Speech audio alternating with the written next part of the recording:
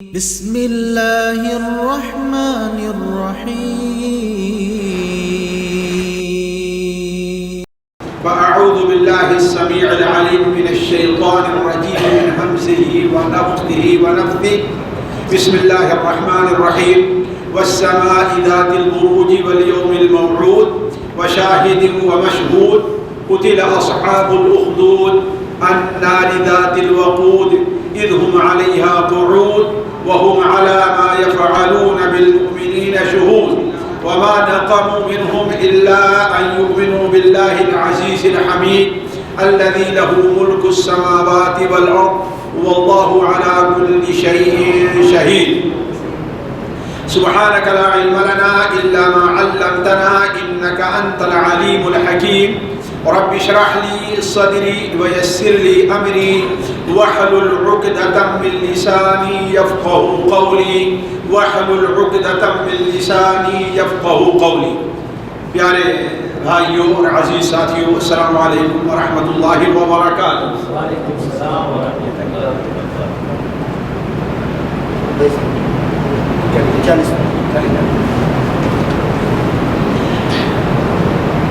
قرآن مجید اور اللہ کے رسول صلی اللہ علیہ وسلم کی صحیح احادیث میں بہت سے ایسے نادر واقعات اور قصے بیان ہوئے ہیں جو ایک طرف جہاں صحیح معلومات کا ذریعہ ہیں، وہیں دوسری طرف مومنوں اور سچے مسلمانوں کے لیے اس میں تسلی کا بھی سبب ہے، اور تیسری طرف اس کے اندر اللہ تبارک و تعالیٰ نے مومنوں کے لیے اور مسلمانوں کے لیے بہت سے عبرت اور نصیحتیں بھی رکھی ہیں.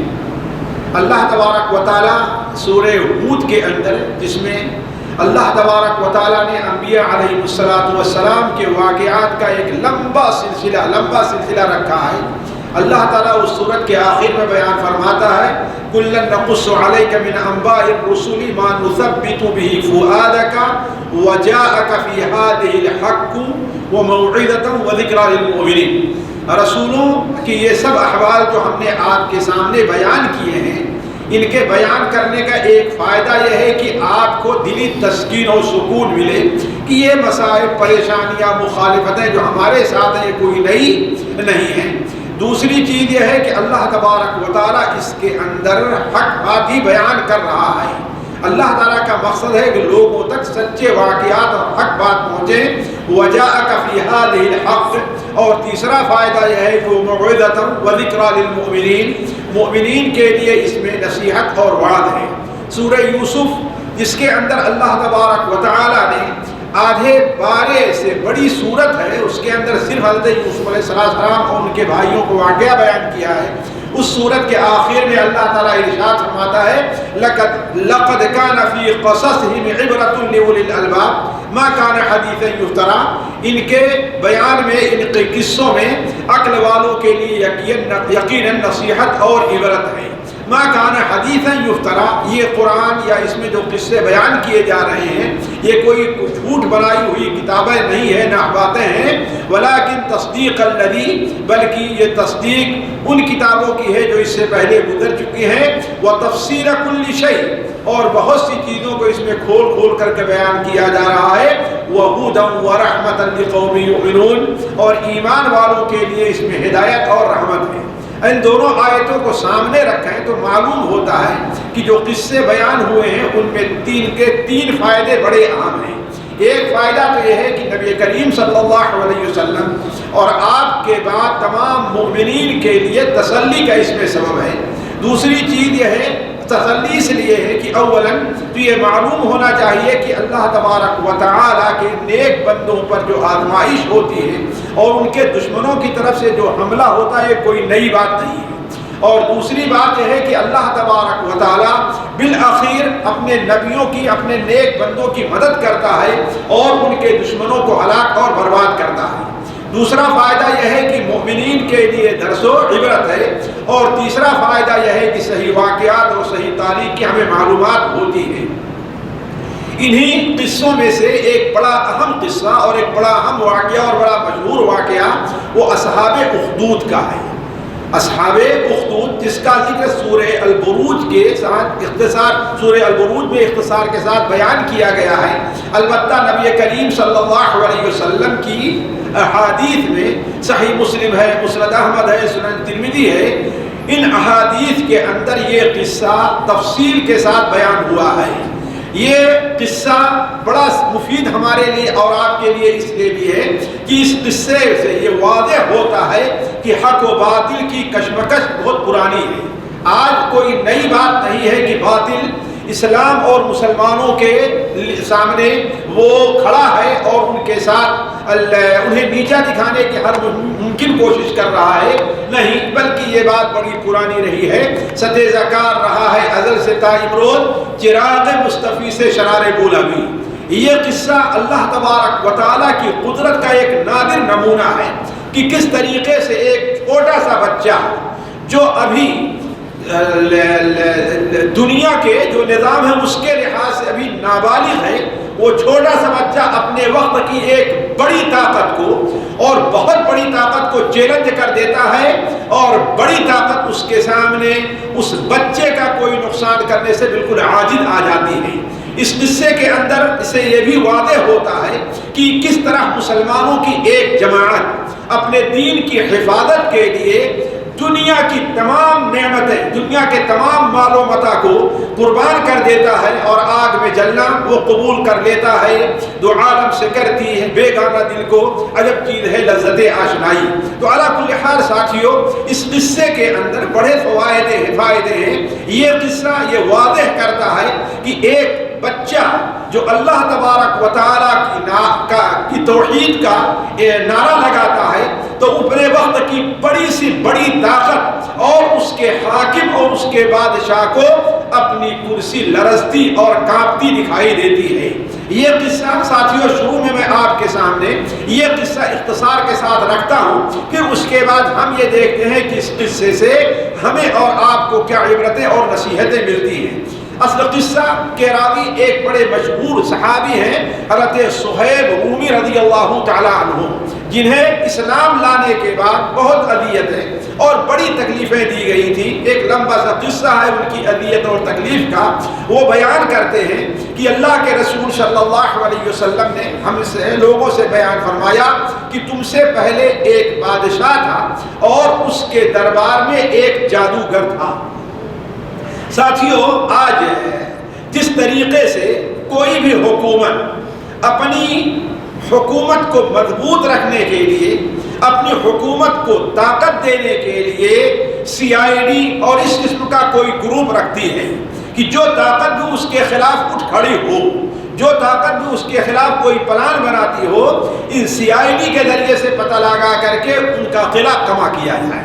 ایسے ہی اس زمانے میں بادشاہ یہ کام جادوگروں اور شعبدہ بعض لوگوں سے لیا کرتے تھے. تو ایک بادشاہ تھا جس کا ایک جادوگر تھا، اس کے ذریعے سے بسا اوقات لوگوں کے سامنے عجیب و غریب چیز پیش کرتا تھا.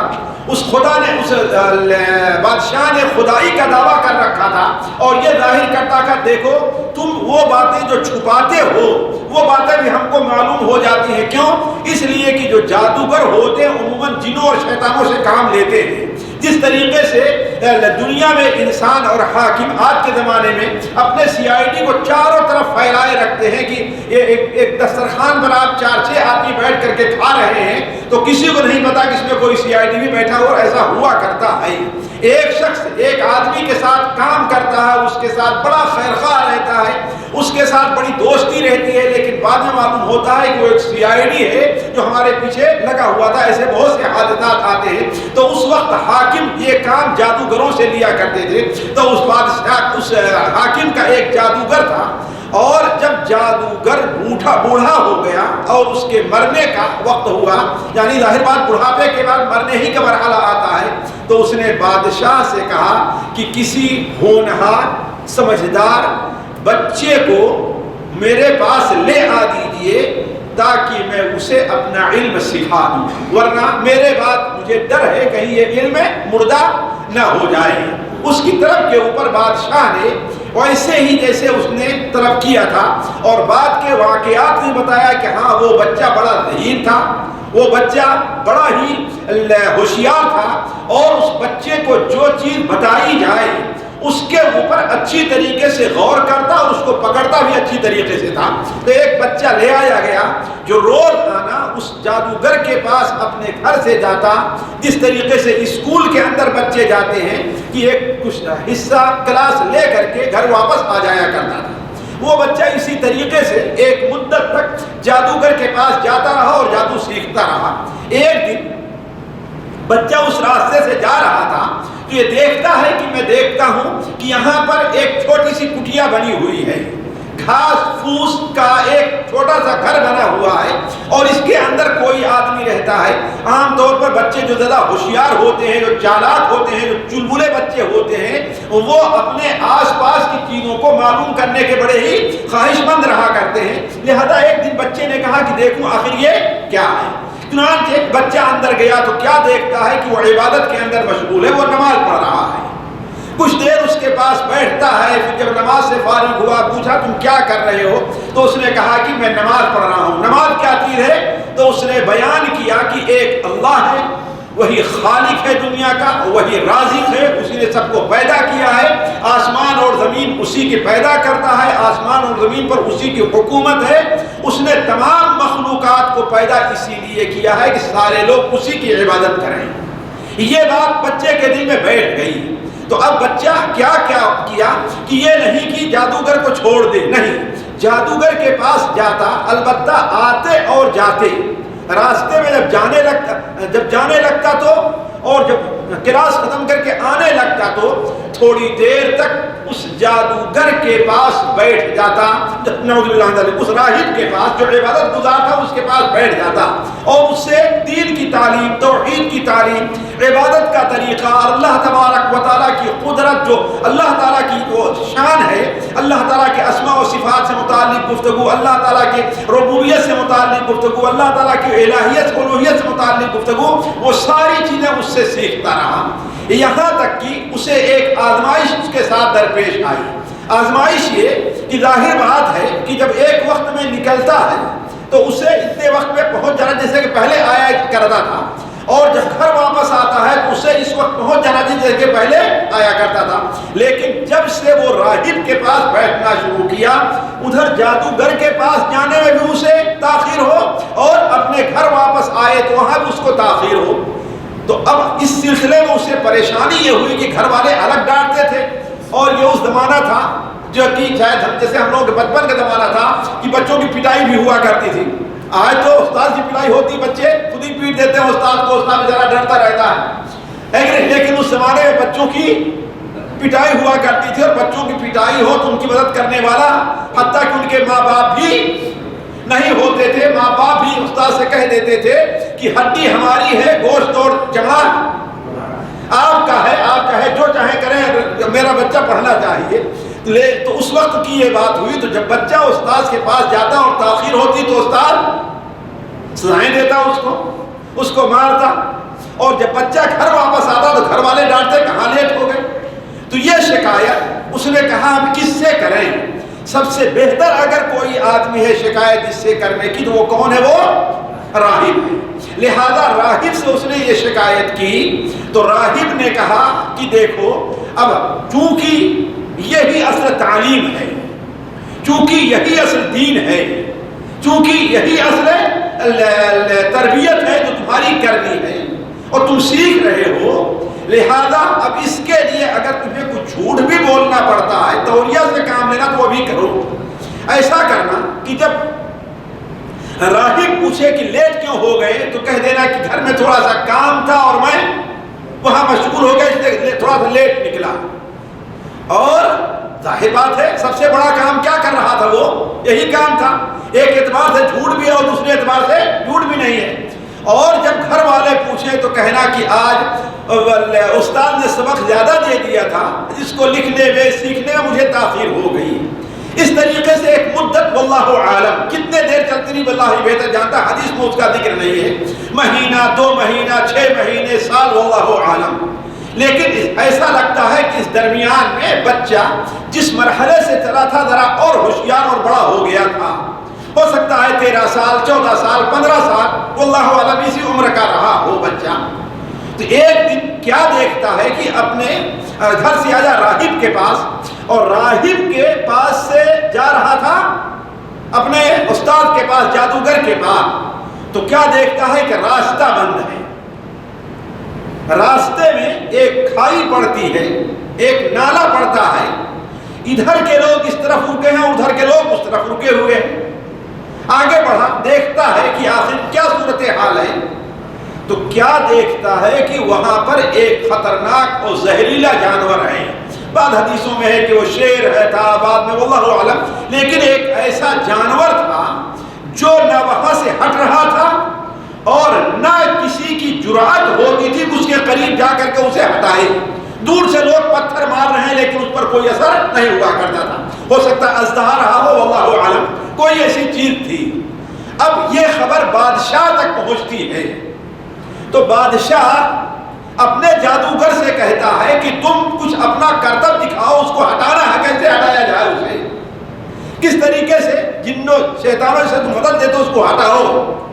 اب جادوگر دیکھتا ہے کہ اس بھیڑ میں ہمارا شاگرد بھی ہے، لہذا جادوگر یہ ذمہ داری کس کو سونپ دیتا ہے؟ اپنے شاگرد کو، کہ دیکھو یہ اس جانور سے ہمیں تمہیں کیسے فرصت مل سکتی ہے۔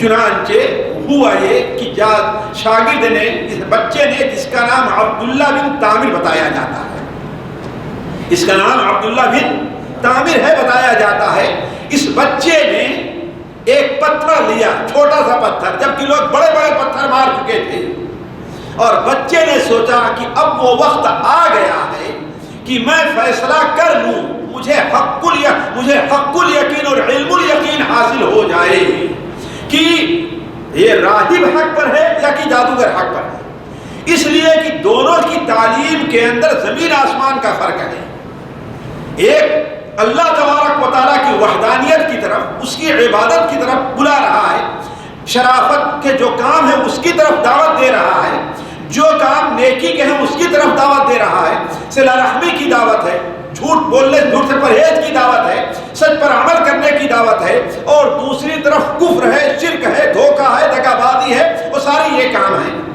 آج یہ معلوم کرنے کا بہترین وقت آ چکا ہے کہ دیکھ لیا جائے کہ حق پر کون ہے۔ لہذا وہ بچہ ایک پتھر لیتا ہے چھوٹا سا اور کہتا ہے کہ اے اللہ تبارک و تعالی، اے میرے رب، اگر تو جانتا ہے کہ راہب کا دین، پہلے راہب کا ذکر کرتا ہے اس لیے کہ اصل کیا ہے؟ یہی ہے، اصل دین کیا ہے؟ یہی ہے، اور یہ راہب ظاہر بات اس سے اللہ تبارک و تعالیٰ کی قدرتیں، پچھلے لوگوں کے واقعات، پچھلے لوگوں کے حادثات، پچھلے انبیاء کے اللہ نے کیسے مدد کی، ساری چیز اسے بتایا ہوگا، تو وہ کہتا ہے کہ اللہ تعالیٰ اگر راہب کا دین اور اس کا طور طریقہ جادوگر کے دین اور اس کے طور طریقے سے بہتر ہے تو اس پتھر سے اس جانور کو ہلاک کر دے تاکہ لوگوں کے لیے آنے جانے کا راستہ کھل جائے۔ یہ کہہ کر کے اس نے جب زور سے پتھر پھینکا تو اس پتھر کا اثر یہ ہوا کہ وہ زہریلا جانور جو تھا، وہ خطرناک جانور، وہ مر گیا۔ حالانکہ عادتاً ایسے پتھر سے ایسے جانور مرتے نہیں، لیکن یہ اللہ تعالیٰ کی قدرت تھی، اللہ تعالیٰ کی عظمت تھی، اور اس بچے کو اللہ تعالیٰ کرامت سے نوازنا چاہتا تھا، اسے یہ کرامت دی اللہ تبارک و تعالیٰ نے۔ اب یہ دیکھنا تھا کہ جہاں بچے کا یقین پختہ ہو گیا، لیطمئن قلبی والی بات جو تھی وہ ہو گئی، وہی دوسرے لوگ بھی اس سے بڑے متاثر ہوئے، اور وہ لوگ کیا کہنے لگے کہ اب تو یہ جادو میں بہت آگے بڑھ گیا ہے، اب تو اس کا جادو اپنے استاد سے بھی آگے بڑھ گیا۔ اب بچے نے آہستہ آہستہ اس جادوگر سے کنارہ بھی کرنا شروع کر دیا، اور جادوگر بھی یہ سمجھ لیا کہ اب اس کو تو اتنا علم آ چکا ہے کہ اب میرا محتاج نہیں ہے، لیکن چونکہ ابھی وہاں پر وہ تھا لہذا اپنی کرسی وہ دینا نہیں چاہتا تھا کہ جب تک میں زندہ ہوں یہ کرسی کس کے پاس رہے گی؟ میرے پاس رہے گی، جب میں مر جاؤں گا تو اس کرسی پر تم آ کر کے بیٹھنا۔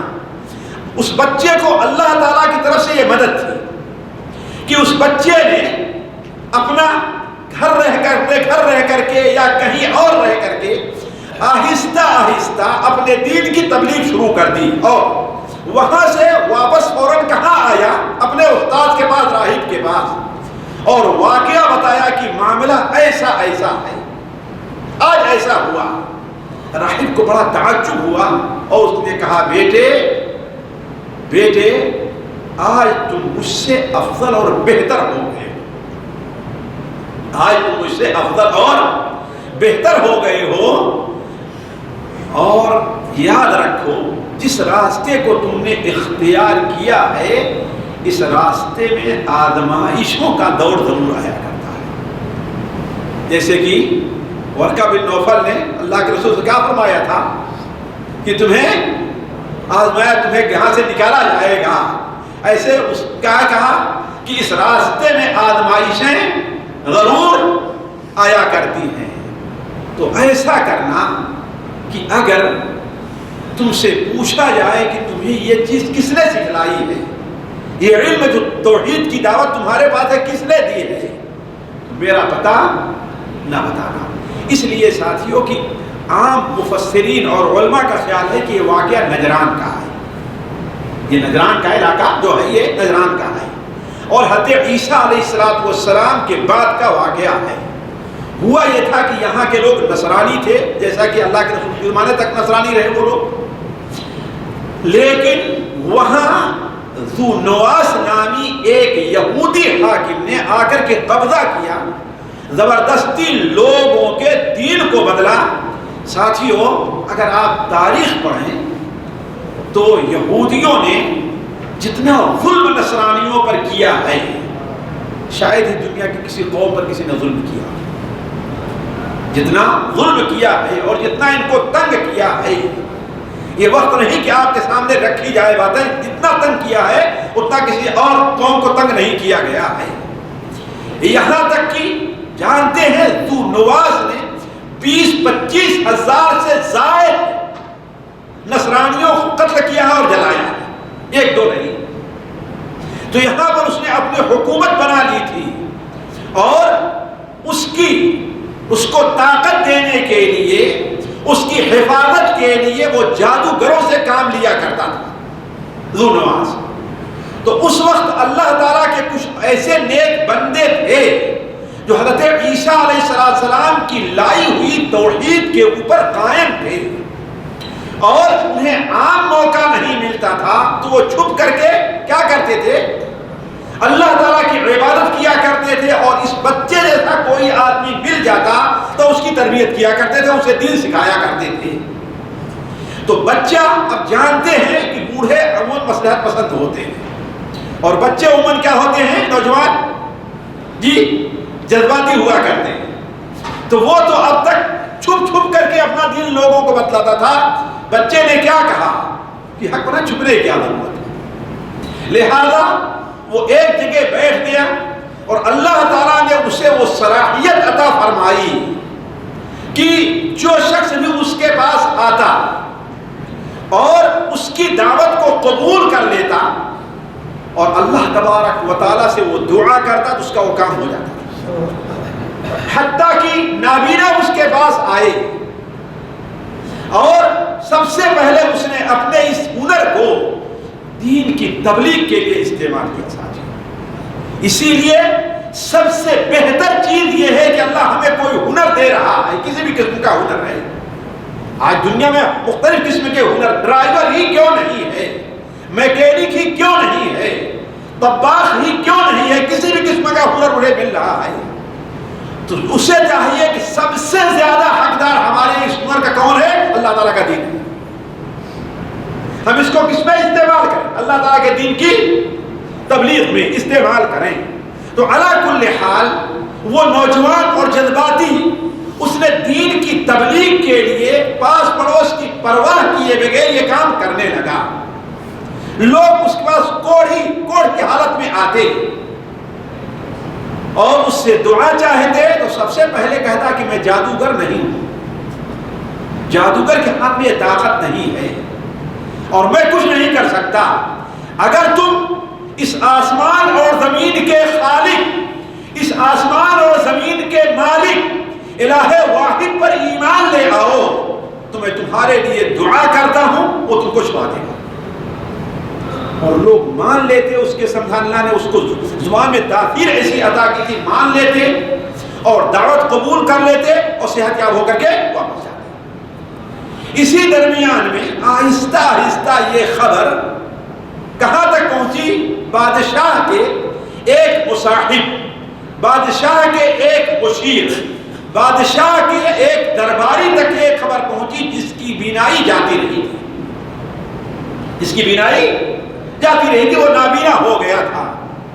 اب بادشاہ کو دیکھیے یہ ہوتا ہے کہ اس کے جو جادوگر تھے بچے کے بارے میں یہ بھی نہیں پہچان سکے کہ یہ دین کی دعوت کر رہا ہے، وہ سب یہی سمجھتے رہے اس لیے کہ اللہ تعالیٰ روکنے والا ہے، حفاظت کرنے والا ہے۔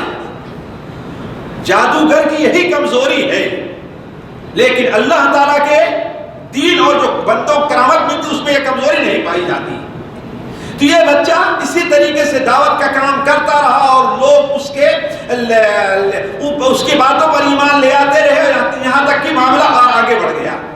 جب یہی خبر بادشاہ کے اس مصاحب تک پہنچتی ہے، درباری تک پہنچتی ہے، تو ظاہر بات بادشاہ کا درباری پارلیمنٹ کا ممبر ہے، وہ کوئی معمولی آدمی تو ہے نہیں، تو اس نے بہت سارا تحفہ تحائف دیے، کھانے پینے کی چیزیں، پہننے کی چیزیں، منہ پیر پیسے، اور اپنے ساتھیوں کو لے کر کے اس کے پاس چلا، اور جہاں وہ چھوٹے سے گھر کے اندر رہتا تھا وہیں بغل میں سارا ہدیہ اور تحفہ، ہدایہ اور تحائف رکھ دیے، تحفے اور تحائف رکھ دیے، اور اس کے پاس آ کر کے بیٹھتا ہے اور کہتا ہے کہ اب تو تمہارا جادو بڑا آگے بڑھ چکا ہے، اگر تم میری آنکھ کو درست کر دو، میری بینائی واپس کر دو، تو یہ جتنے مال میں لے کر کے آیا ہوں تحفے تحائف سارے کے سارا تم کو دے دوں گا۔ اس نے کہا حضرت حضور میں مال کے لیے سب کام نہیں کر رہا ہوں، اپنا تحفہ تحائف آپ اپنے پاس رکھیے اور میرے ہاتھ میں کوئی طاقت نہیں ہے، میں آپ کی طریقے سے ایک مجبور انسان ہوں، اصل طاقت کس کے پاس ہے؟ اوپر والے کے پاس، اللہ تعالیٰ کے پاس۔ اگر آپ اس پر ایمان لے آئیں اور یہ بادشاہ اس کے جادوگروں کے دین کو چھوڑ دیں، اس سے توبہ کر لیں، تو میں دعا کرتا ہوں انشاءاللہ آپ کی بینائی ضرور واپس آ جائے گی۔ چنانچہ اس بچے نے بادشاہ کے مصاحب کو دین کی ساری باتیں توحید سکھلا دی۔ ظاہر بات بادشاہ کا مصاحب تھا، سمجھدار عقل مند آدمی بھی رہا ہوگا، ایک طرف یہ، دوسرے طرف اسے اپنی بینائی واپس آنے کی لالچ، لہذا اس کو سمجھایا، اس کی سمجھ میں بات آ گئی، وہ اس بچے کی پیش کی گئی تعلیمات کو اور توحید کو قبول کر لیا، بچے نے دعا کی، اس کی بینائی واپس آ گئی، اس کی بینائی واپس آ گئی۔ اب وہ شخص اپنے ہدیے اور تحائف بچے کو دینا چاہا، لیکن بچے نے قبول کہا لے جائیے آپ کسی کو دے دیجیے گا، میں اس کا محتاج نہیں ہوں، میرا رب کون ہے؟ اللہ تعالیٰ ہے۔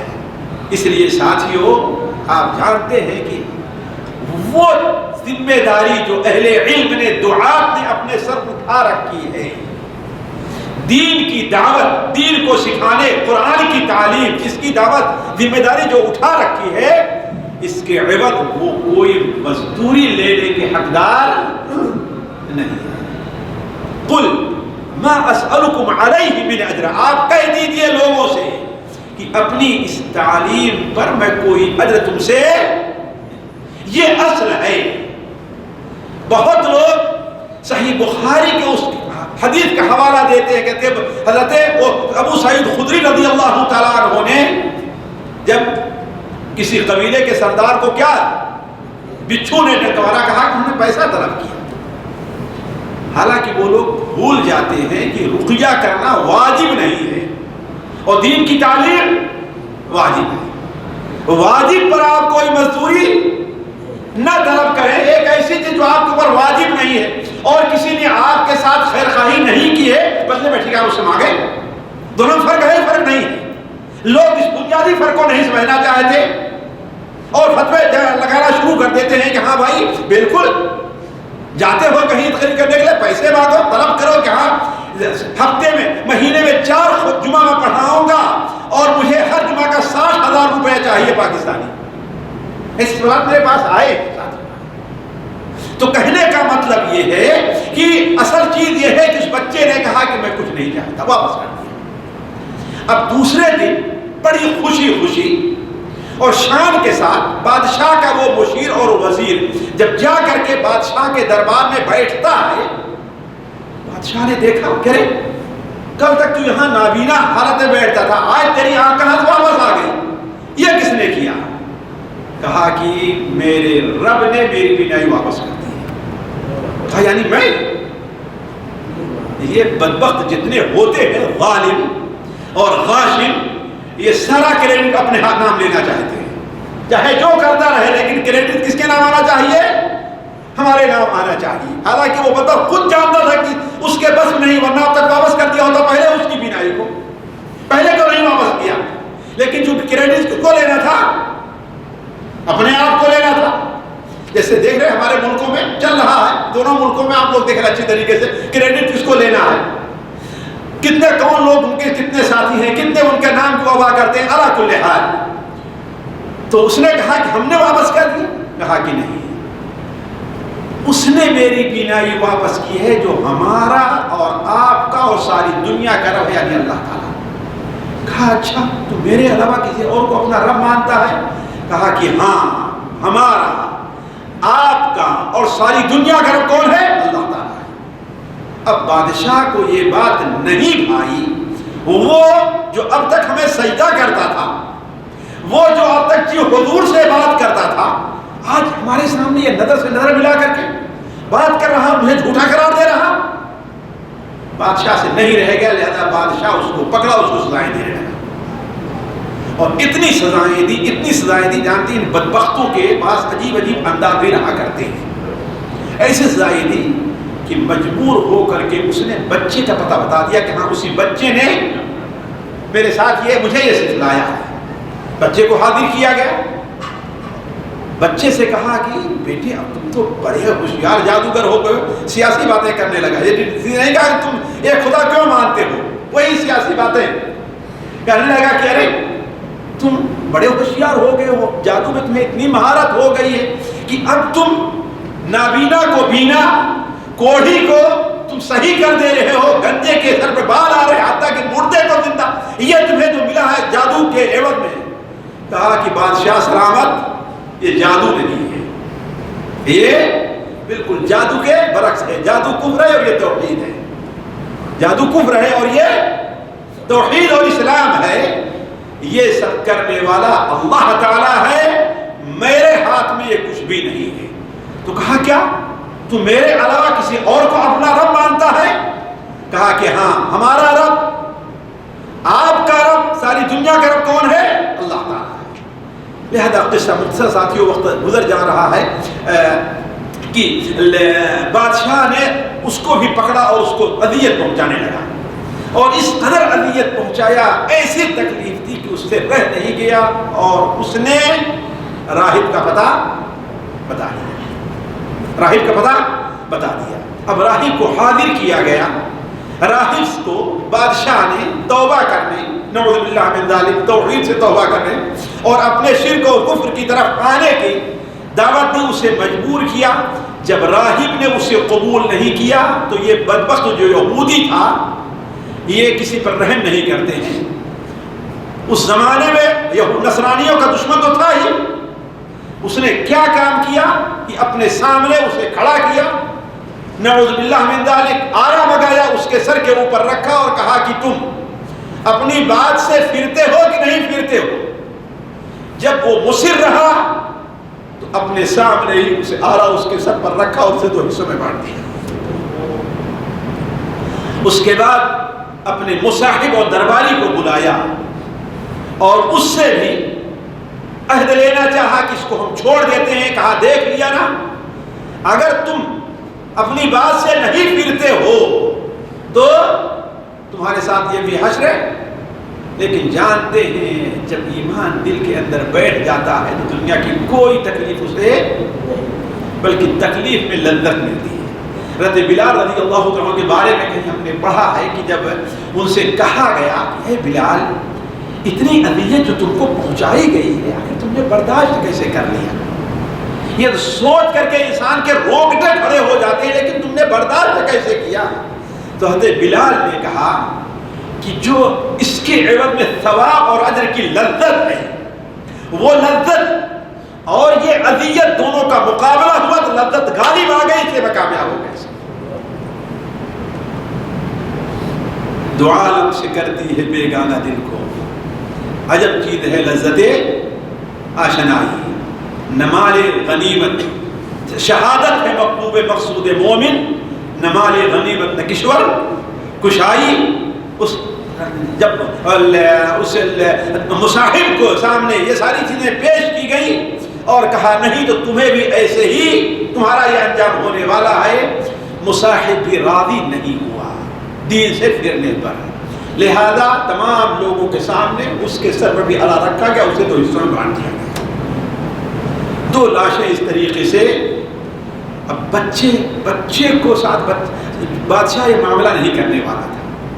یہ سوچ کر کے کہ ابھی نوجوان بچہ ہے, یہ آج نہیں تو کل ہمارے, اور ہم نے اس کو سکھایا ہے پڑھایا ہے, آج نہیں تو کل ہمارے فائدے کا ہوگا ہی. لہذا اس کے ساتھ کچھ اور معاملہ کرنا چاہا اور اسے موقع دیتا رہا اور اپنے کچھ درباریوں سے کہا کہ ایسا کرو, اس کو لے کر کے جاؤ اور فلاں پہاڑ کے اوپر اور اس پر چڑھو اور اس سے کہو اپنے دین سے پھرتا ہے کہ نہیں, اگر نہیں پھرتا تو اس کو لڑکا دے. چنانچہ لے کر کے گئے. ظاہر بات یہ بچہ صاحب کرامت بزرگ تھا, اللہ تعالیٰ کو اس سے بھی اور کام لینا تھا. وہ دونوں بوڑھوں سے اللہ تعالیٰ نے ان کو جنت نصیب کرے, وہ اپنا کام کر گئے جو کچھ کرنا تھا, لیکن بچے سے اللہ تعالیٰ کا وہ ابھی اور کام لینا تھا. اس لیے کہ اس کا جو اثر لوگوں پر تھا ان دونوں کا نہیں تھا. اس کا جو اثر لوگوں پر ہو گیا تھا بچے کا, ان دونوں کا نہیں تھا. تو اس کو کہا پہاڑ پر لے جاؤ, اگر مانتا ہے تو ٹھیک ورنہ وہیں سے لڑکا دیا.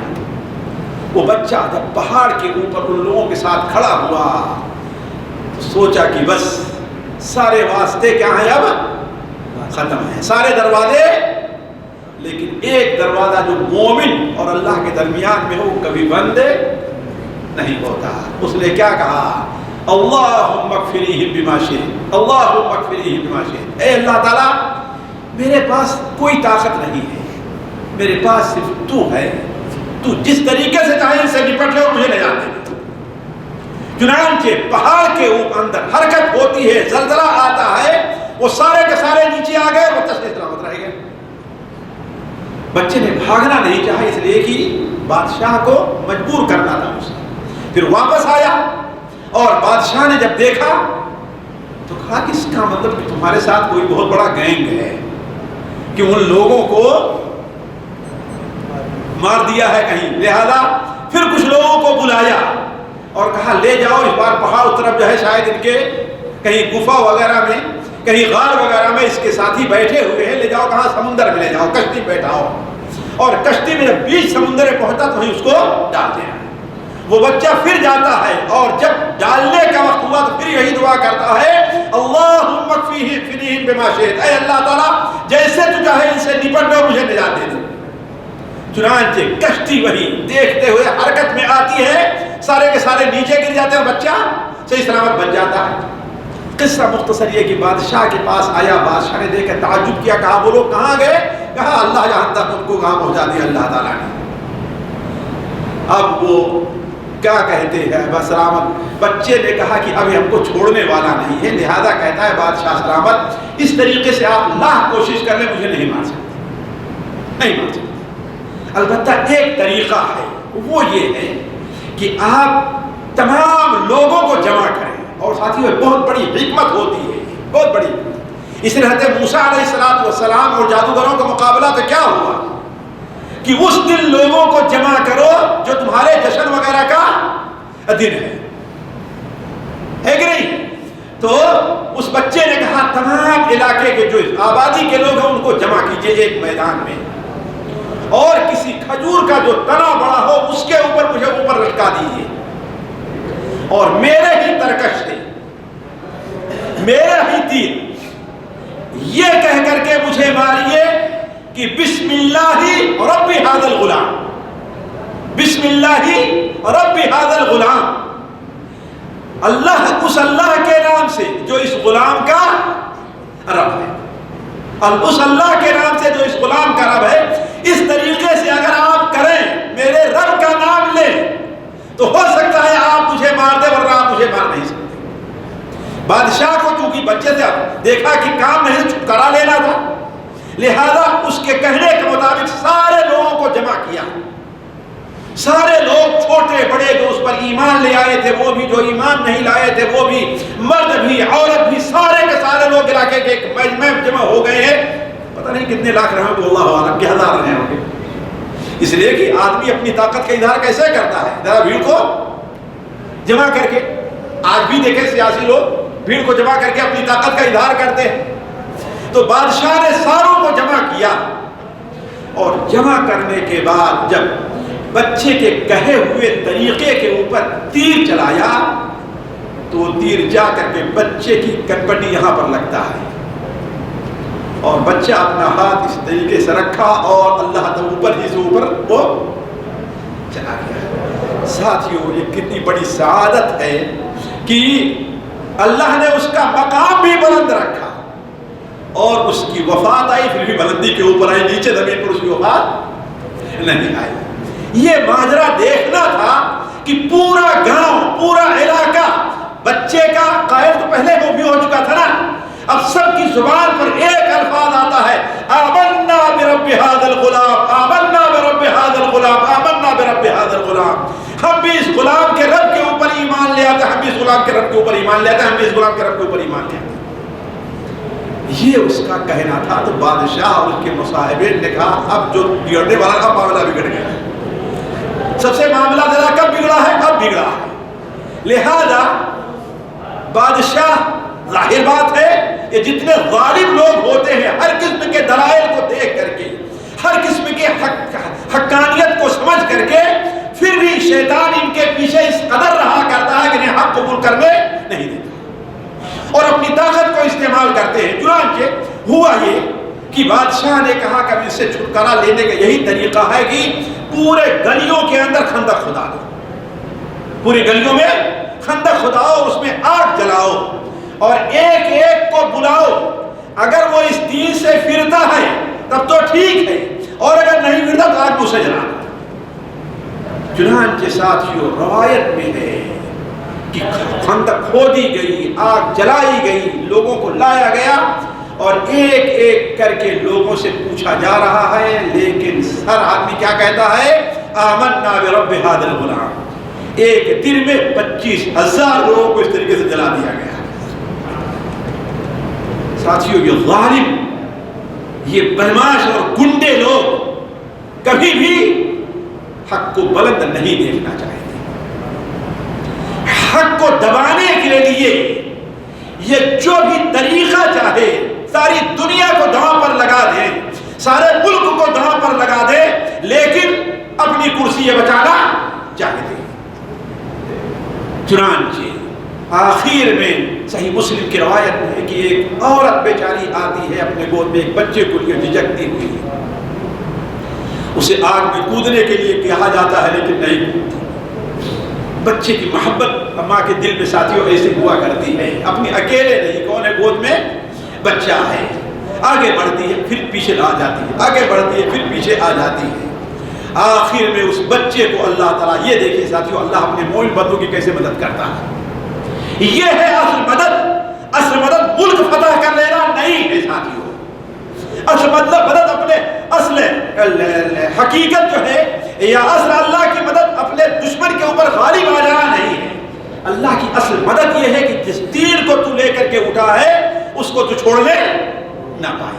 اللہ کی مدد آتی ہے، اللہ اس معصوم دودھ پیتے بچے کو گویائی عطا کرتا ہے، اور وہ بچہ کہتا ہے اے امی جان یہ دنیا کی آگ سے کہیں زیادہ تیز کہاں کی آگ ہے؟